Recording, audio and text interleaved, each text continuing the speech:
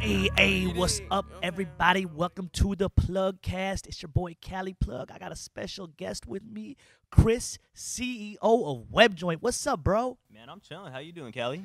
I'm doing great, bro. It's an amazing day today. How's your day been, bro? Man, day has been hectic. Coming through here, getting ready for the event tomorrow, and just going back and forth throughout LA, do back-to-back meetings. You already know the life, though. Damn, bro. Okay, so let's start with WebJoint. We'll get into WebJoint. They want to know what WebJoint is. They think it's a website and a joint. They automatically hear that. We'll get into the event. We'll get into the awards. We'll get into all that stuff later. Let's start with WebJoint. What is WebJoint, bro? WebJoint is a software company that makes platforms for dispensaries, delivery services, and brands. So we connect the industry through creative tech solutions. So we provide software for the retailers, runs their whole business, inventory management, point of sale, everything you need to stay compliant. And then we also provide brands with a platform so that they can connect to our retailers. So manufacturers cannot sell directly to the end consumer without a retail license. Well, we link them with our retailers so they can do that. Okay, like you said, compliant. You see that? We compliant around here, okay? Now, let's get back into what you were just talking about, okay? All right, say somebody wants a Cali Plug product or a Stizzy or a Brass Knuckles or a Kingpen. They want a brand that they're requesting. How do they go about it?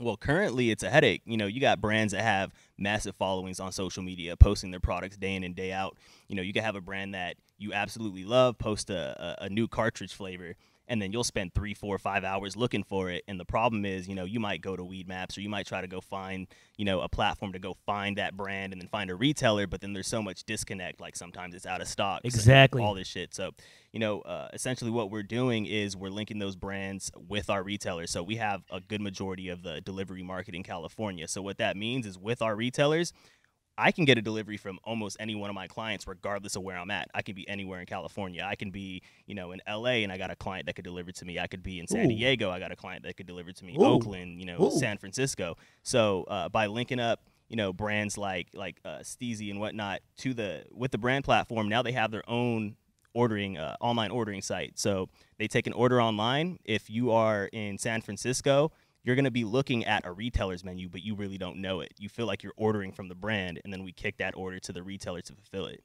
Yeah, and the retailer has the current stock inventoried. Yep, exactly. Damn, because I do find that's a big void with Weed Maps. Like, people will go on Weed Maps, they don't know the menu, they don't know what's there, they don't know if the shop has it, they don't know if the product is even real or not, they don't know what's going on.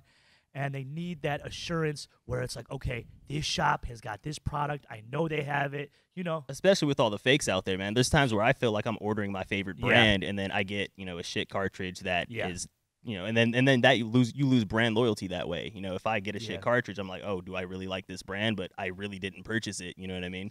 So now, you're ordering directly from your brand's website. You know that they're only working with vendors that carry their legitimate product. Yeah, man, that's crazy, bro. Looking at it from, I love how you're coming from a consumer standpoint, and then you're also coming from, an app designer standpoint too. But that's amazing. So, like I said, I'm gonna bring them back one more time. So let's say, for example, you go to CaliPlug.com or Steezy.com or Brass Knuckles or one of the websites. You can actually order the product to a local dispensary or possible delivery service, right? Exactly. So, for example, with Cali Plug, let's say you had your product in 5 or 6 deliveries throughout California. You got one in LA, one in San Francisco, one in Oakland, so on and so forth. And then those retailers are using WebJoint. Because they're using WebJoint, I know how much inventory they have. I know what the price of that product is. I know these delivery services radius. And with that being said, I could be sitting in a bar in San Francisco, go to CaliPlug.com, and I think I'm looking at your menu, but really I'm looking at that San Francisco deliveries menu and placing that order, and then it gets to me in 30 minutes. Hey, whoa, talk about technology advancement and evolution. It's amazing, but I know the coding and logistics have been tough, right? Oh, man, especially this year with the regulations changing back and forth. You got the state saying that we could do one thing, and then 2 weeks later you can't do it. And then you got to roll back, and then it's like, all right, well, now we can do it again, but I just spent, the last month building it the way they told me I should have built it last month. So, wasting resources, trying to prepare for what's to come when you don't know what's to come. So, yeah, man. So, if the people don't know out here, can you explain what metric is? Because there's a lot of people that are totally oblivious to all the legitimate cannabis stuff going on. So the best way I like to explain it is Metric is like the state's filing cabinet, right? Okay. The state wants all the data. They want to know every time a plant's put in the ground. They want to know every time something's distributed, every time something's manufactured, so they could track, a joint back to the plants that it came from.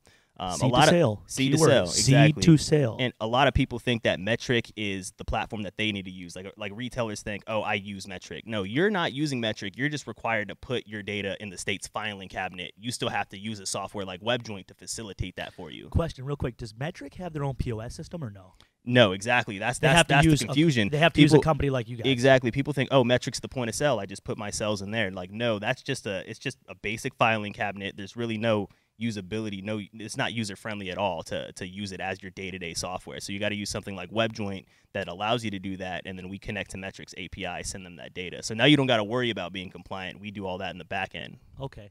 Do you see Metric being like the evolution for federal legal cannabis, like actual controlling the whole country? It's getting prepped up that way, though. Metric has been winning. It's getting beefed up that way, though. You know what I'm saying? Yeah, Metric has been winning almost every state. But where I see it going long term is, you got blockchain technology. So, you got, as of right now, let's say Metric were to get hacked, all the state's data is gone. But you can't hack anything on the blockchain. So we're not promoting that either. We want Metric to do their thing. Yeah, we want everything to be cool, but we've already seen companies like, for example, MJ Freeway got hacked in Washington. So it wasn't Metric in Washington, it was BioTrack, and then it switched over to MJ Freeway, and then they built a platform for the state, and then it got hacked. So there's those issues to worry about. Damn.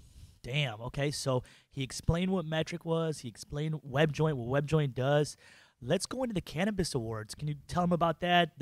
Like the previous year, who you guys had out. Oh, hell yeah. Revolutionary. It's like the official Cannabis Awards. It was a lot of fun, man. Yeah, so we threw the first inaugural California Cannabis Awards right at LA Live. Great job, man. At Novo Theater. So what was cool about it was the first event at LA Live, and they even told us this event's going to determine whether we let, cannabis events come back. So we threw a great show. We had over 1,000 in attendance. It was all decision makers. That's what's cool about it is you can go to MJ BizCon where there's 30,000 people and you can essentially meet anyone you want to meet, but you got to go through 30,000 people. You go to the California Cannabis Awards, you got 1,000 decision makers in one room, so you could talk to the owners of any brand, any law firm. And we had the reason why we did this is because we wanted to bring the entire industry together and doing it by awarding these people and uniting them and representing them in that way. So that's dope, man. Hey, congratulations. Last year was amazing. I seen the clips. I'm going to be there this year. Oh, yeah. You already know you guys are going to be on the nomination list, too. Plug of the year? Yeah, plug of the year. You already know. And, so we're looking preemptively right now, July 20th. It's going to be right back at the Novo. Mark that date in your calendar. And shout out to the Novo.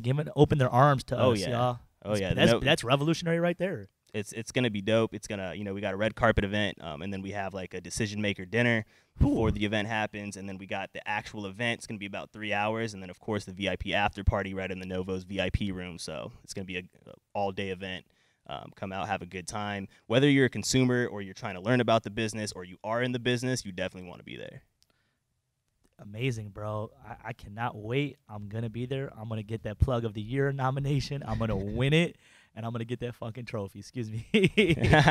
So what can we expect from WebJoint in the future? Like, what you guys got cooking up, or is it some low-key stuff and NDA stuff you can't talk about? I mean, as far as everything that we had under wraps, we kind of unraveled it as far as the brand platform goes. But, in this industry, you got to pivot or perish. It's moving so quick that if you don't pivot at the right time, then you're done. You know what I mean? You got to find a way to, you got to find what works at the time that it works. And then as things change, you got to be like, all right, how do I manipulate, my business model or just the way that I'm going about things so that you can move with the industry. So definitely pivot or perish.